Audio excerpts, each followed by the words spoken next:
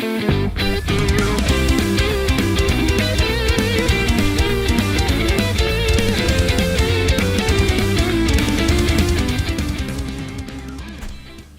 is going on? You're listening to episode 304 of the Nintendo Powercast. I'm your host, N64 Josh, player 2, Nightcrawler. What's up, dude? Hey, how's it going? It's Carl coming at you. 304. You know, you think after Numbers that are many hard. episodes, this would be a professional show, but you know what? Hey, it is what it is. So, we're not gone.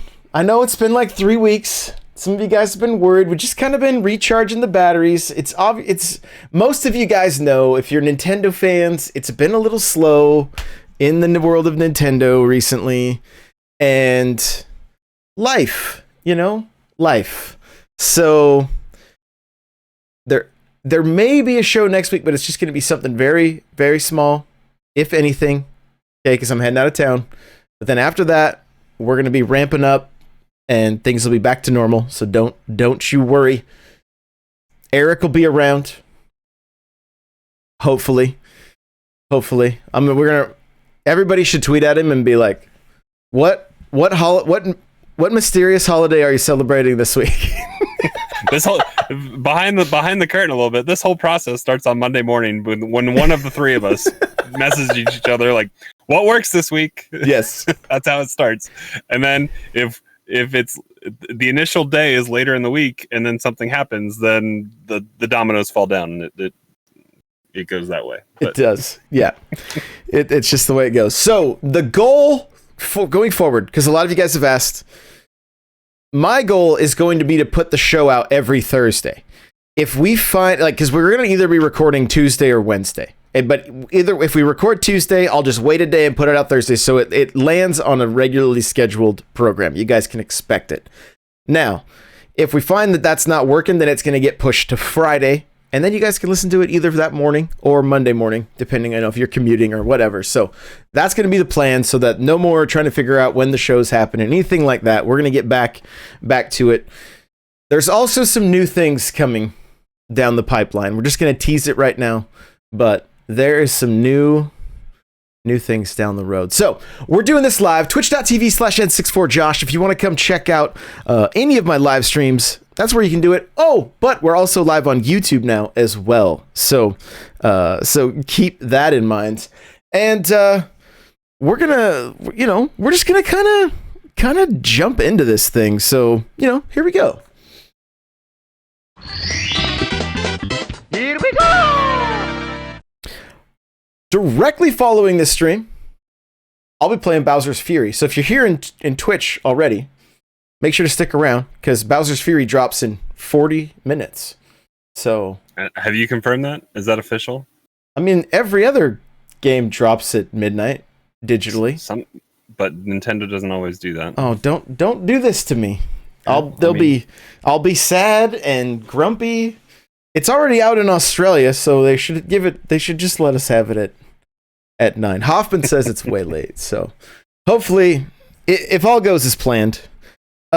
Before we jump in, though, I do want to tell you guys about this Game Boy Color that was given to me by Steel Sand Gaming. If you're watching on Twitch or YouTube, you can see it right now. It has my logo on it. This is a Game Boy with my logo. If you want to see it, if you're just listening, go to my Instagram or my TikTok. You can see a picture of it there. Like, this is one of the craziest gifts I've ever received. And I can't even believe, every time I look at it and I see my logo on a Game Boy, it kind of blows my mind a little bit. I'm not going to lie. So, shout out to Steel Sand Gaming. Thank you for that. And, the world of Nintendo. What do we got? I want to talk some Star Wars stuff, and I think there's some. I think there might be some Star Wars news. What do you got for us, Crawler? So you want to talk the Nintendo World stuff, or you want to talk Star Wars? I want to talk what was leaked. Wasn't there something leaked? Oh yeah. Okay, so going back, how many years is it? It's an OG Xbox game. Yep. But Republic Commando, which a lot of people, I think I had to explain it to somebody in Discord yesterday what it kind of was. But it's a a first person shooter, squad based, but it'd be really cool if it could be multiplayer squad based, but it was back in the day. So it was single player with AI accomplices. So you had, I think, 3 other members of your squad, and it was you were elite clone troopers going through and doing some missions set in the Clone Wars timeline, and it was kind of a darker game a little bit. It definitely has not full on like Doom vibes, but like there is some creeping around in the dark kind of stuff in that game, and it was leaked possibly by, I think the source that I saw, I dove deep into Wario64's retweet of the person that had tweeted it. I think they had some kind of AI turned on to check for when code is uploaded onto the eShop or the website for the eShop or something like that. And some data files were shown to be Republic Commando. So we could be seeing that coming down the pipe. Have you played this? I have it. I don't remember if I beat it or not, but if it comes out and it's 20-ish bucks, I'll probably pick it up again and play it. It's currently backwards compatible on Xbox One. If you want to play it right now, if you have it, you know, it's in my collection. I have the disc sitting around somewhere. Same. This would be great. This would be a great game. Now, if they add multiplayer to it, because I don't remember if it had multiplayer or not. I think it did have a multiplayer component. I feel like the box had the Xbox Live. Remember how it used to be with that little orange, the orange and gold. Yeah. So I feel like it had that. Squad based, you get some Rainbow Six vibes from it from back in the day when you had to run around as a squad, right? But like you said, a little bit of Doom vibes too. It's kind of a little more on the creepy side. Now, where do we go from here? Okay, I don't remember. It's been 3 weeks, but I think we talked a little bit Star Wars last time, and the whole Lucasfilm game or Lucas Games being resurrected. Yeah, so I'm hopeful that the entire back catalog eventually finds its way. Game preservation and all. I mean, there was a chord struck, I think, with Episode 1 Racer. I think there's a lot more stuff on the 64. There's some older stuff on the like the OG Battlefront. If the OG Battlefronts could come out, that would be a way to play those on Switch. That would be really cool. 1 and 2. Yeah. I mean, there's a whole rabbit hole we could go down with Star Wars games. Absolutely. Absolutely. And what have we been playing this week? Marvel Ultimate Alliance. We have. Right? A lot, yeah. And what is that game? That is an exclusive Marvel game made by Team Ninja, published by Nintendo. Lucasfilm Games. It's now your turn. Get with Team Ninja. Get Resurrect Factor 5. Whatever it is you have to do. And let's get an exclusive Star Wars game on the Switch, right? Like, I think you can let me know where you're at on this. And chat, you guys can let me know too. But we're at a place now with the Switch that unless the game is going to be cloud or we're going to get stuff super compressed, well, I heard Hitman was not great on the cloud. Interesting. So. Yeah. So I feel, and especially playing Marvel Ultimate Alliance again, and knowing the only place I can play that is Switch, bring an exclusive Star Wars game. Nintendo and Star Wars games go all the way back to the NES. Yep. Right? And exclusives. And let's get a box. I'd be happy to throw money for the Capcom route if Lucasfilm Games decided to take Super Star Wars, Super Empire Strikes Back, Super Return of the Jedi, and put them in a box collection for, at that point, $40-$50. I mean, yep, I'd pay that, because if they can find a cool way, because if I remember right, Limited Run did some of the classic Star Wars stuff, but I think it was just actual NES and Super NES cartridges that they printed. They didn't, because the games aren't playable obviously on the Switch.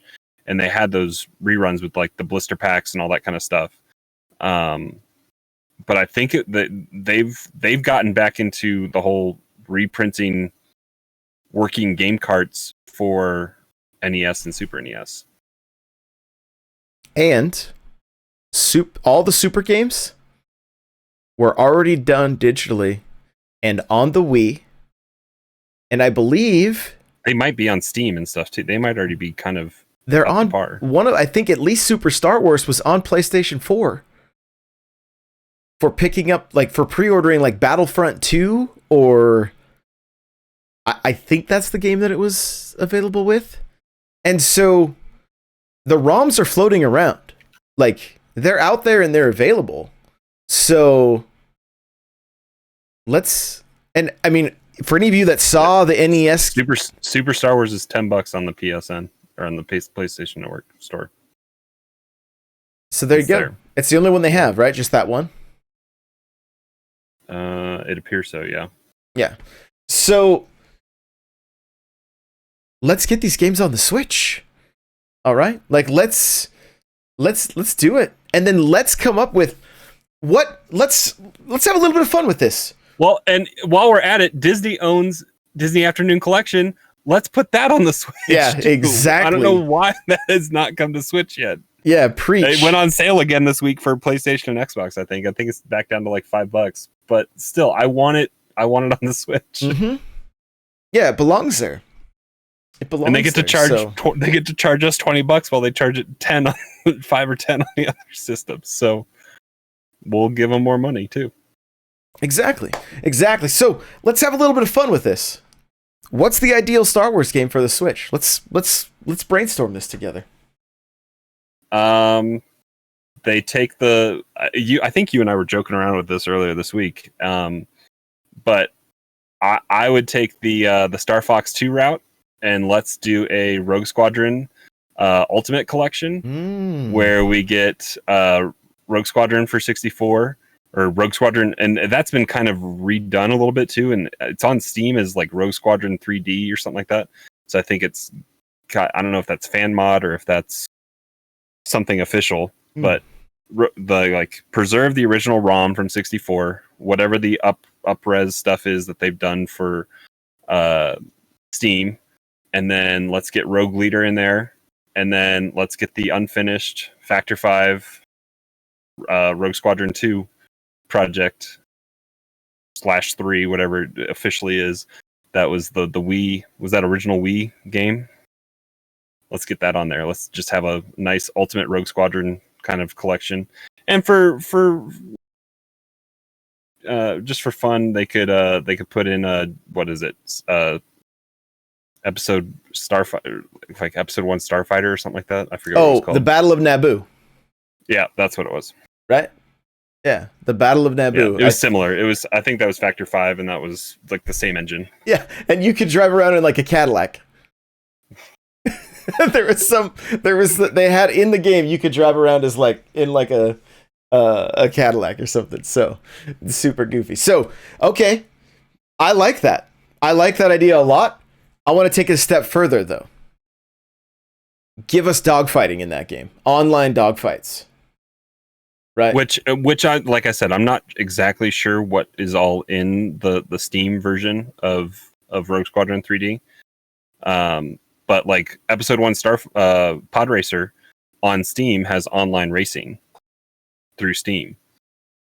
So maybe that kind of stuff is there and could be coded in. Not that we trust Nintendo's online network a little bit for that kind of stuff. But yeah, we can talk about Smash later. So I was talking about this with Jen.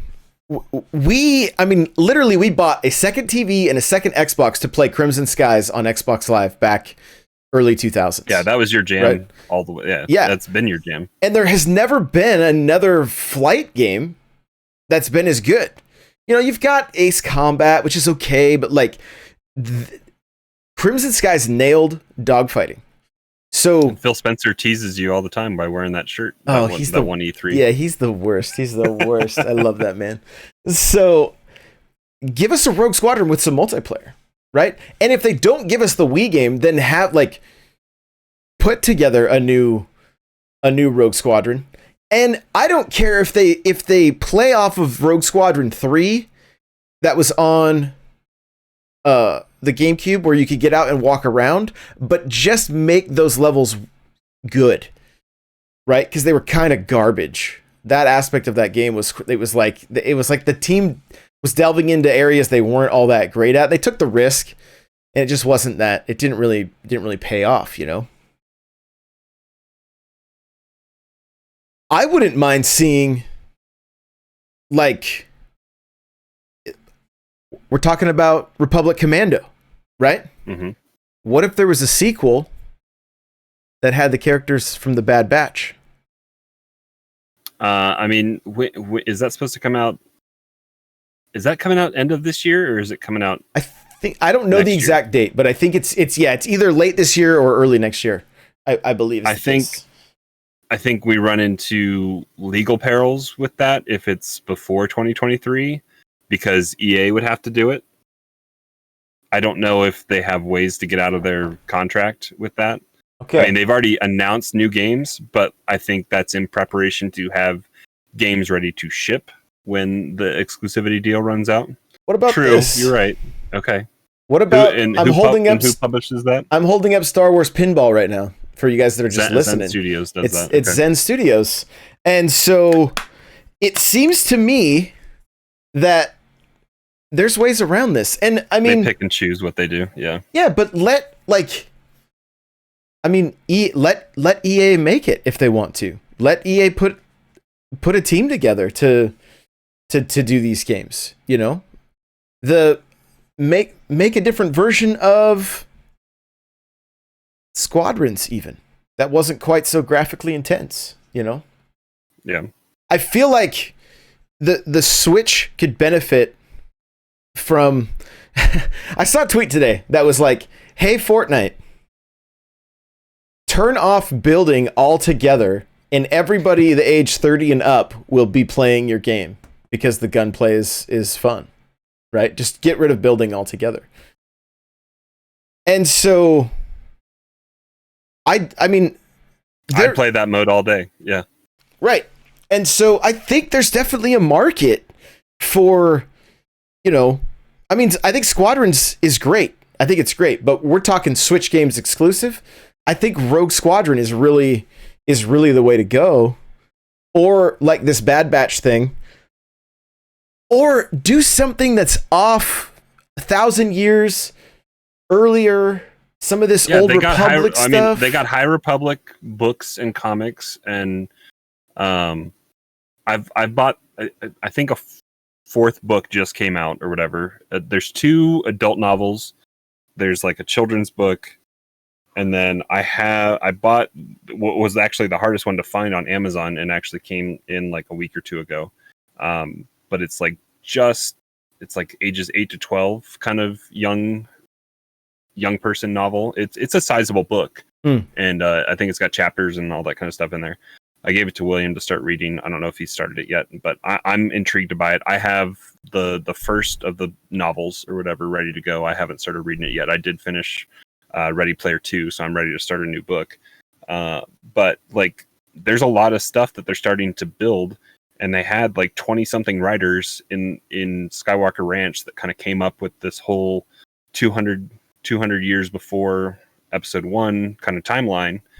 And I feel like we might see I would like to see some kind of game or something tied into these characters, so we can maybe get to know them a little bit better and see how they play out. We know Skywalker Saga is coming out. Probably, yep. I think June. Eventually. Yeah, I think it's June, which is looking absolutely stellar. So that's going to be a great addition to the Switch. I think that also has a steelbook. So if you collect those things, Best Buy. Yep. Snag that. But I'm going to throw another one out there, and Koei Tecmo, or Tecmo, helped create Marvel Ultimate Alliance 3. Right? Them and Team Ninja worked on it together. Mm-hmm. And they also do Hyrule Warriors. So what if Lucasfilm and Koei got together to make a Musou Star Wars game. Clone Wars, just shred up just burn through the droids. I mean, that would be fun, right? You know, as long as the level. I mean, there's so many worlds to explore, and you can get. I mean, there's what 8 seasons of Clone Wars. Like, it went to many different planets. There's lots of different backdrops to go to. Well, and you've got the whole Jedi Council. There's lots of different generals to take advantage of. Yeah. And then bounce between Jedi and clone troopers to, like, depending on the guns or the moves. Or, I mean, dude, I'd play that all day. Yeah, because it feels like, I mean, at least from what I've heard from preview content for Persona 5 Strikers, and what you and I have experienced in Hyrule Warriors, like, the new one is definitely different than the first one. Yep. And I feel like they found a better mix of Muso and storytelling and world immersion that gels with people that aren't jazzed on the Muso game type. So if they can find a way to make a compelling story and feel like you're living in the world, because the overworld map in Hyrule Warriors, when it's just the Breath of the Wild map and you get to see all these different icons pop up and you finish a mainline story mission and 12-15 different new icons pop up for you to go do stuff, it's immersive and you feel like there's content to go do, and it's daunting sometimes, but it's good to know that there's all these different little bite-sized pieces you can go take part in. But then there's also like a 45-minute long mission that you can go do. And I feel like they've found this good balance, and I've heard that the Persona 5 Strikers feels like a Persona game and not a Muso game, and it's immersive in that world for people that like the Persona games. So it feels like they've kind of hit stride with understanding how to market these Muso games. You got to find a good community that, like, really loves their game and their world, and you build on that, and Star Wars definitely has that. And instead of, like, your map could literally be different systems, and maybe you have to fly to the other system and have some little dogfights, or even like a little bit of like RTS stuff, which I feel like Muso games always kind of have that vibe anyway, where you're trying to do map management all the time to make sure that you have this base taken over and this base and so on and so forth, where you've got to work your way through the different fleets to get to the next planet. So there may be some little dogfights that go on there. It doesn't have to be anything, you know, super eccentric. It's not like, oh, put a full-fledged flying game and then do, you know what I'm saying? But, like, as far as just kind of breaking up the monotony of just your regular Muso game, I mean, I would totally dig that. Could you imagine playing as Yoda and just flipping and all over the place and, like, just chopping all the different droids to pieces and running into Dooku and, you know, whoever else? Like, no, they won't let you fight. Well, I guess they'll let you fight Dooku. You don't get to rip off arms or legs or anything on humans, and per Disney's rules.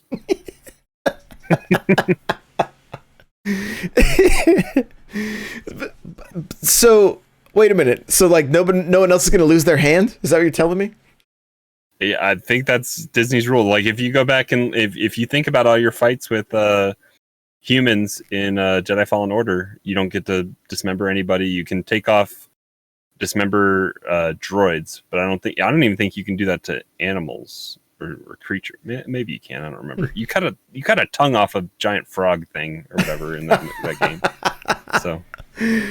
So yeah, I mean, I feel like a Star Wars Muso game would be a blast. Throw in your lightsaber, you know, like, and maybe even if they don't want to have to delve too much into lore or things like that to make things canon, just let us create a player and jump to those planets with stuff that we already know. It doesn't need to be some groundbreaking new story or anything like that. Like, just let us, I don't know, let us create somebody that tags along or whatever they do. Like, I just feel like it's where it's at.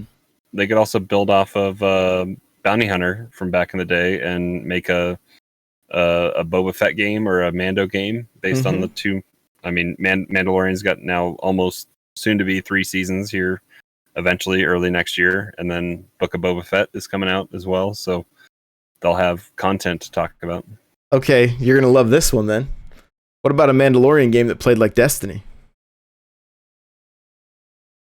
I mean, I'm almost burned out on looter shooter, like, and especially like. Well, let me clarify. Not necessarily going for loot. Okay. But like being Shared able to world. do 4-player strikes, raids, but within the Star Wars world. I mean, essentially just taking bounties and then going and working, kind of like doing strikes in Destiny, but like. I mean, that could be, you never know. That could be Massive's game. You never know. It's true. That's true. That's very true. Yeah. I feel like the thing that worries me the most is like Division was a game that was based somewhat in reality with like real world weapons and that kind of stuff. The loot was never fun to get in that game. No. Because it was just a new version of a vector. It was a new version of an M4 or something like that. And It was a different color and it was just all buried in stats versus Destiny where you got a new gun and it was a different gun and the legendary guns were different and exciting to go find, and the guns didn't repeat the same name, or you could get duplicates of guns and they had different perks, but it was different. And I feel like that's what killed Division's fun for me. It was just getting the same gun over and over again. It was just a different color, and for me it was I feel like on Star Wars it would be the same kind of thing, and I don't want to see like the same gun a different color. So I would want to see, but if it could be some kind of shared world, not grinding for loot, and it was just kind of an experience, I think that would be cool. The thing that killed the Division for me was that it's supposed to be based in real world, and then we have these bullet sponges as enemies, right? That are like you fight for 15 minutes. Yeah, you're like fighting like a dude that's escaped prison, and he's in like his orange suit, and I've shot him like 400 times, and he's still coming at me with an axe. Like what is? Yeah. This is not ideal, I mean, I get it. But yeah, there were too many dice rolls hidden behind the scenes in that game.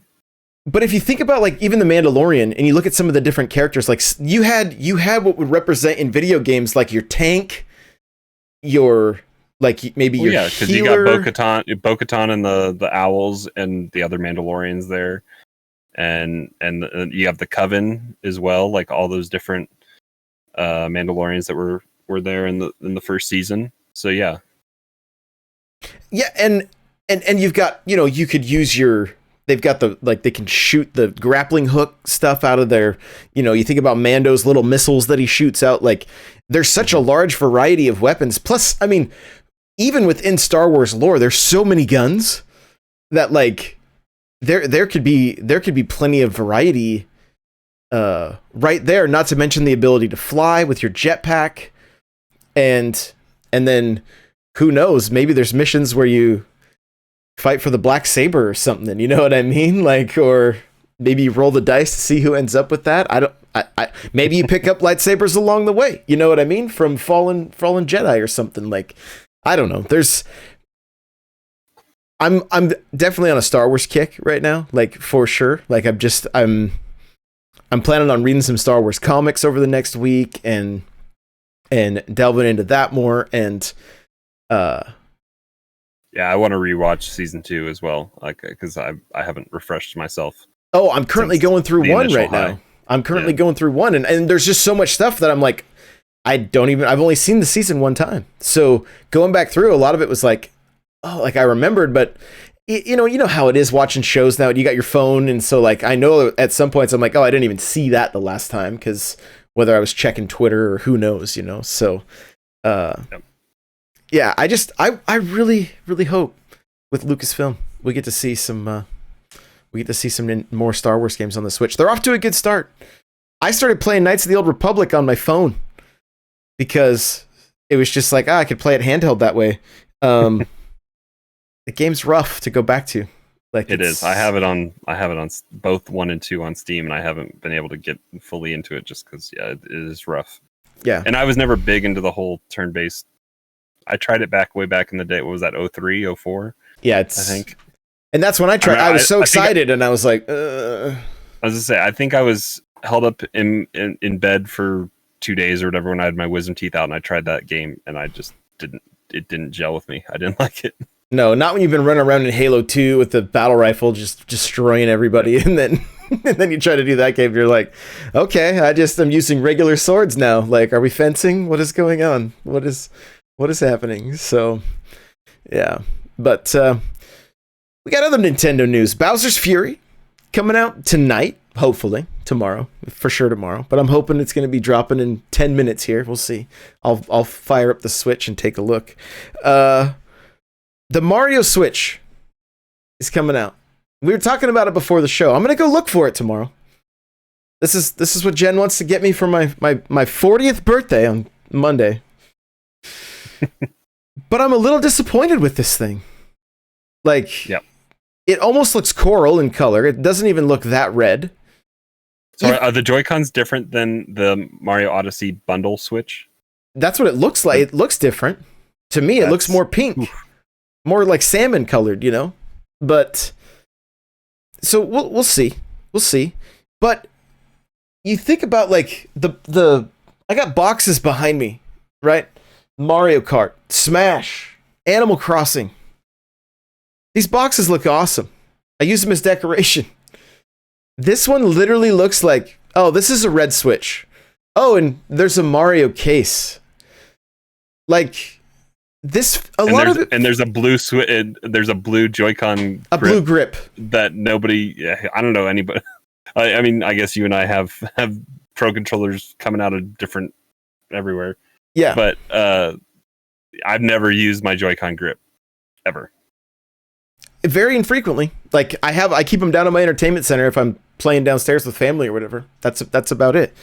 So I mean, it looks cool when it's in the grip, but the dock is red, the Switch bezel is red, the Joy-Cons are red. It's just a red Switch. And we were talking about it beforehand, like even like look at the background that we have for our stream right now. If you guys are just listening, it's all classic. Like I believe it's from like the NES remix is what it is. It's a bunch of just classic. I love pixel art, right? I love seeing the artwork that I grew up with. Yeah, where is that on the dock? Like the Smash dock, like the what Monster or did Monster Hunter out? No, not yet. What was the one at GameStop? That was exclusive? Diablo. Was that Diablo? Yeah, they've all had like decals on them. Yeah, the Smash Switch has got the like basically the cover of the game split on both sides. Animal Crossing has like actual artwork, not just a color. Exactly, and it's a totally different colored dock. And so this is just I feel like for the 35th anniversary of Mario, and not to mention, okay, so let's say we take a look at past 20th anniversary items. I'm holding up the Game Boy Micro right now, okay? This thing looks like a Super Famicom, all right? Crawler's holding up the Game & Watch. They just did that. The Game Boy Advance SP has an NES model. The DS has an NES model. The 3DS has a Super Nintendo model.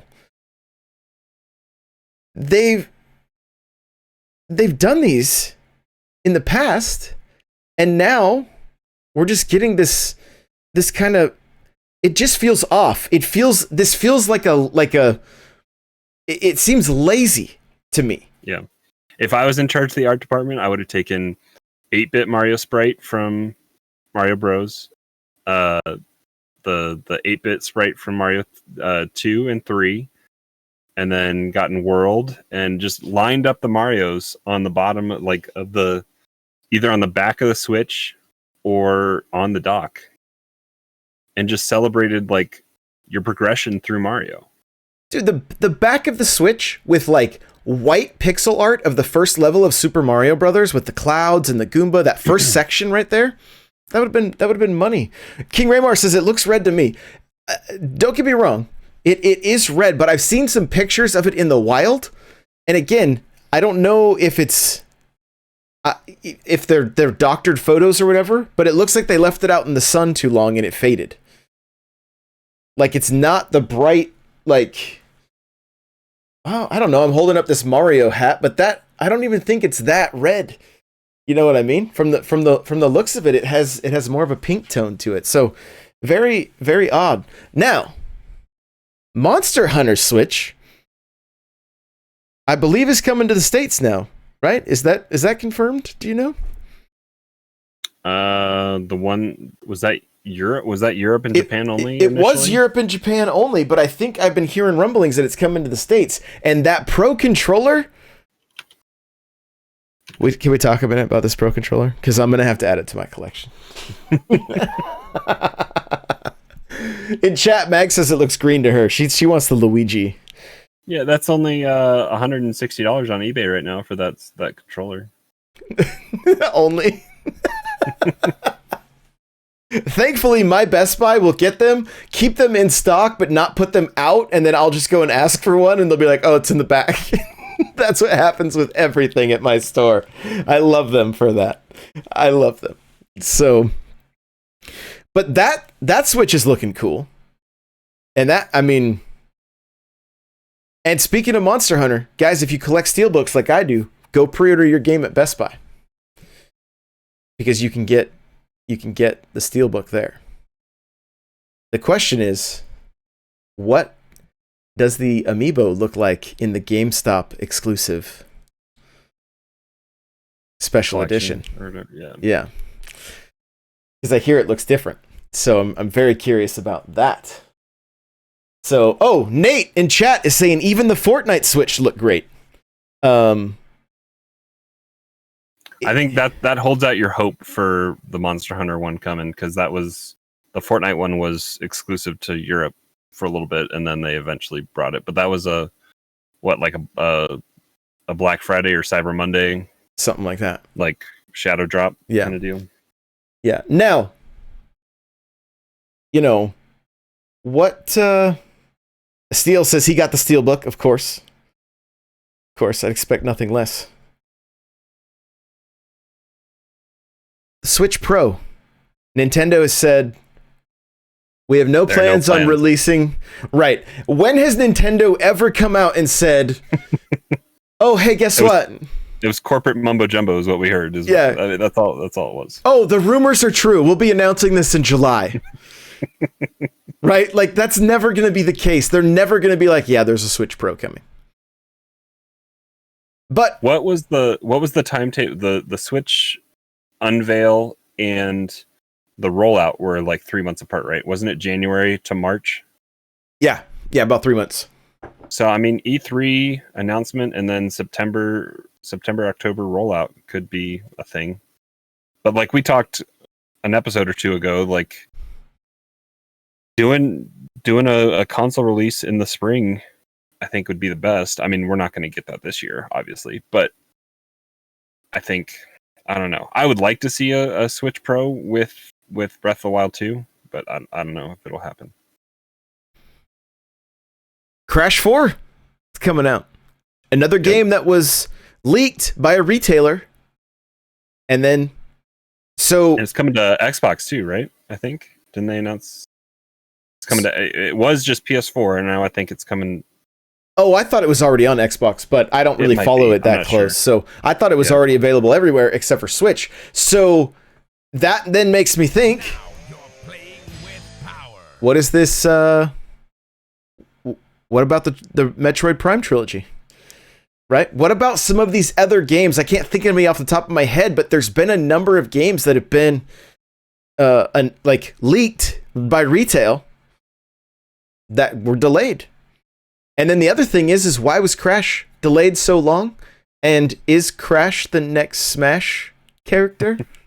We're due for one here pretty soon. We are. And this game's dropping in March. So March 12th, yeah.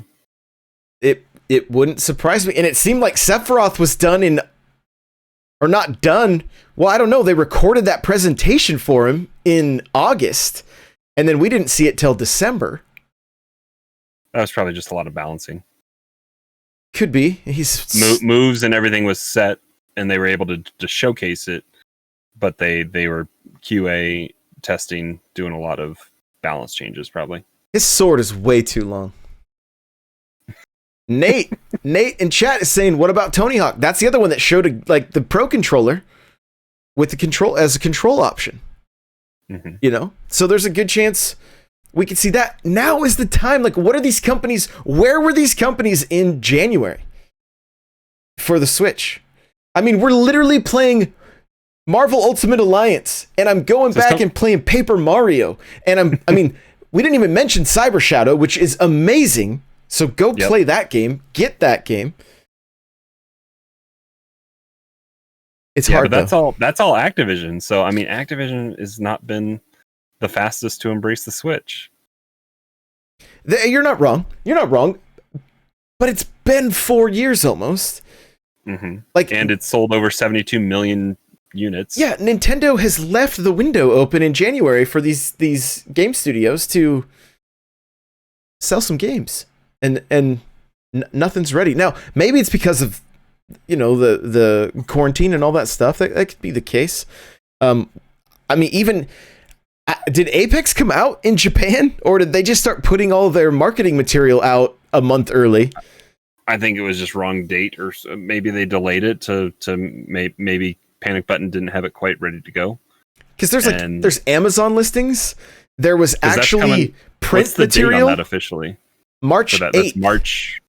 Okay. I don't know if it's 8th. It's early March. I think it's 8th. Somebody might be able to confirm in chat, but I believe it's March 8th.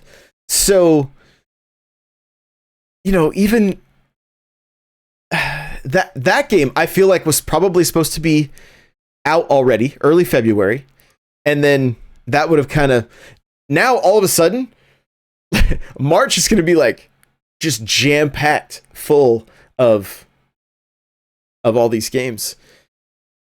If you guys are planning on playing Apex, since it is crossplay, we will be playing it. I'm looking forward to it. I probably won't. I don't know what to do. I'm not going to touch it on the Switch. I don't think I've spent any money anywhere. But if the Battle Pass doesn't go between the two, but playing it on the Switch, character unlocks don't go between. I have characters unlocked on Xbox, but I think my preferred way to play is on PC. But yeah, I wish there was a way for those all to mesh together. And I think Fortnite did it in time, right? Kind of, didn't it?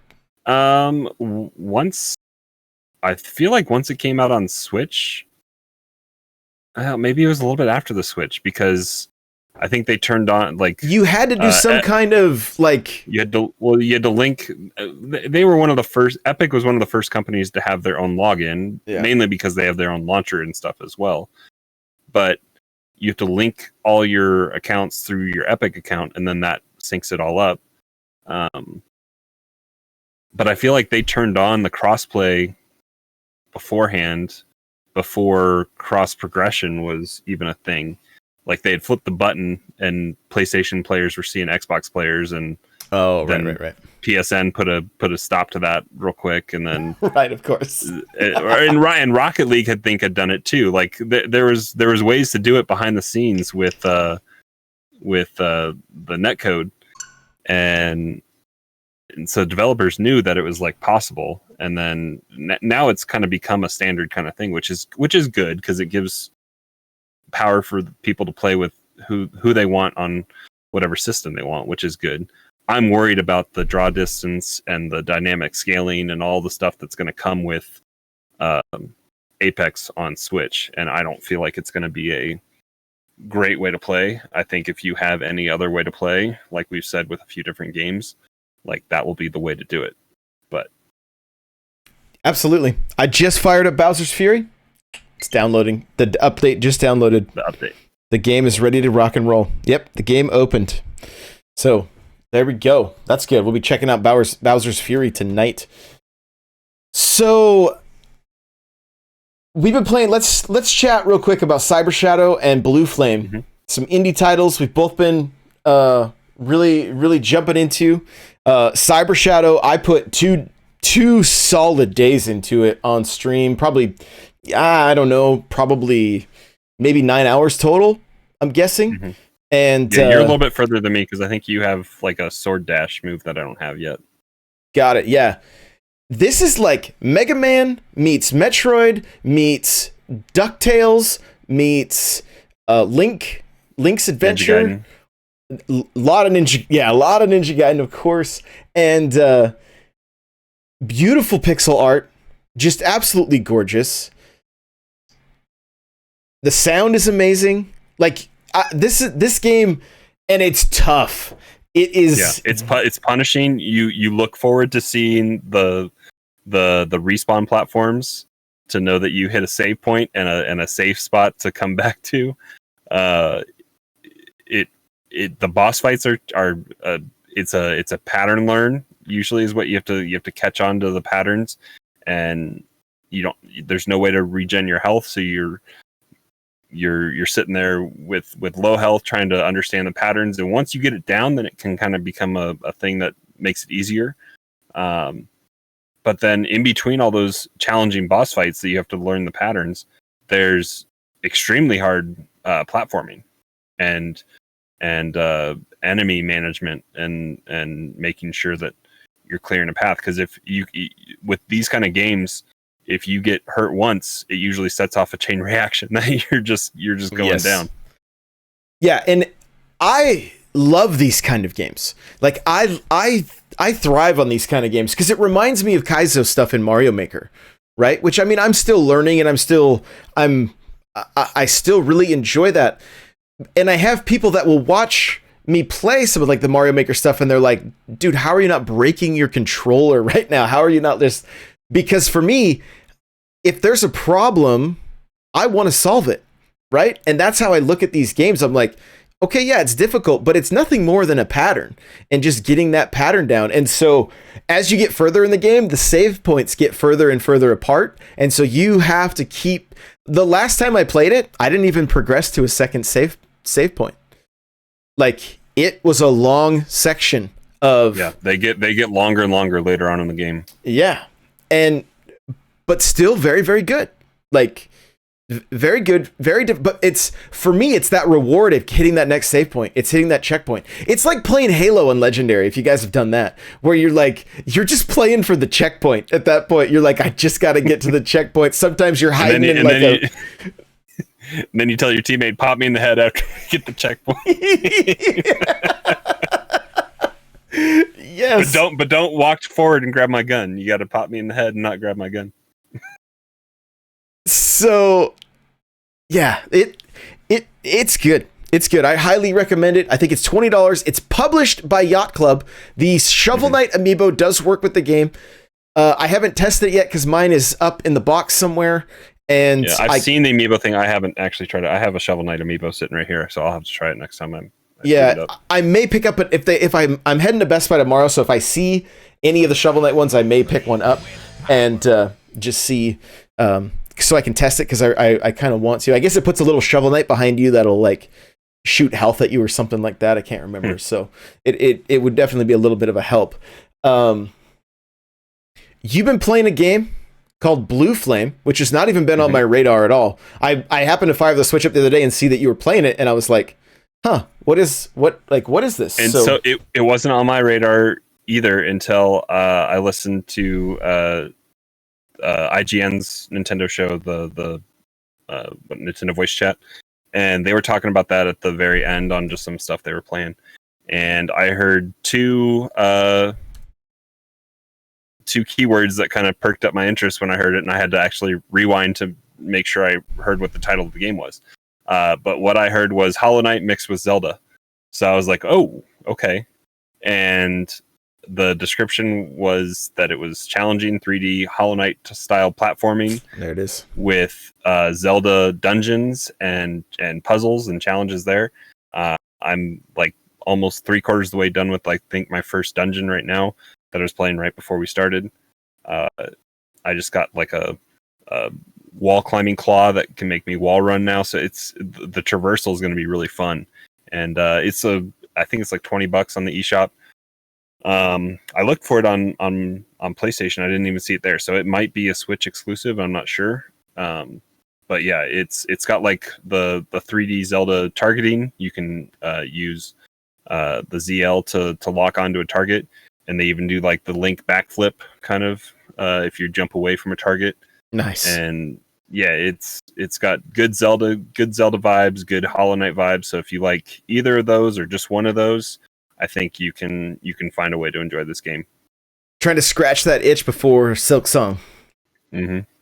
I keep going to Barnes and Noble trying to look for Edge magazine because this month's cover story is Silk Song. So I'm trying to find an episode or like an issue of the magazine, which is just a less circulated kind of gaming magazine, so it's harder to find. But the one, like, I'm going to Barnes and Noble and they have like last month's issue with Spelunky on it. So I was like, I'm waiting for that Silk Song cover to pop up and get that so I can take a look. Gotcha. So very cool. Well, hey, I think that's gonna wrap this one up. Where can people find you? Best spot to find me is hanging out in the Discord, n64josh.com/discord.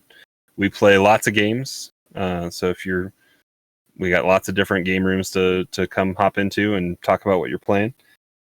So yeah, come hang out there and yeah.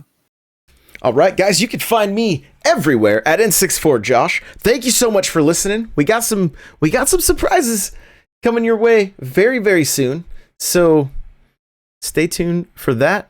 And do jump into the Discord. Come chat games with us. A lot of us are playing Marvel Ultimate Alliance 3 right now. I'm on the road to 300. Crawler's on the road to 300. Like, we're and a lot of new people are picking the game up. And so it's going to be included in my stream for a little while here.